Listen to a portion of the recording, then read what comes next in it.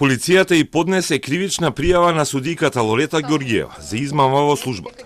МВР во пријавата вели дека Ѓорѓиева, како член на судскиот совет, не пријавила дека низината ќерка има стан во Скопје и 15 месеци добивала платни трошоци во висина од околу 291.000 денари, односно околу 4.700 евра.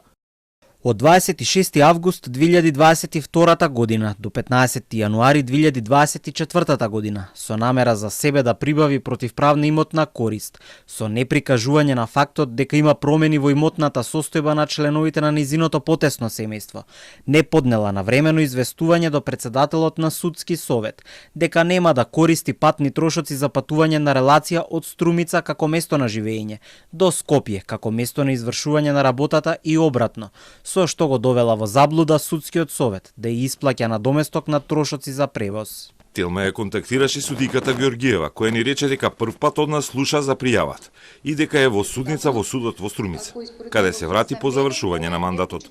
Не сум информирана, еве вие ме известувате, ни рече во телефонскиот разговор. Ѓорѓиева, кога станала членка на судскиот совет, со нотарска изјава известила дека ниту таа, ниту членовите на низиното блиско семејство немаат стан во Скопје, поради што добивала патни трошоци во висина на вистинските трошоци за јавен превоз, како што стои во законот.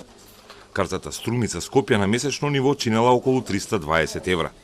Но состојбата според МВР се сменила во 2022, кога не го пријавила станот на ќерката, со што според пријавата сторила дело измама во служба, зашто законски е предвидена казна затвор од 6 месеци до 5 години. Во имотниот лист на Ѓорѓиева на сајтот на ДКСК пак стои дека станот во Скопје бил купен 2020-та. Ѓорѓиева по изборот беше обвинувана од страна на ВМРО ДПМН дека е блиска со поранешниот премиер Зоран Заев и има партиски релации. Таа беше избрана од судиите во Штипското апелационо подрачје 2018, а кога ги заврши мандатот на нејзино место, истите судии за член на советот избраа сопруга на градоначалник на ВМРО ДПМН.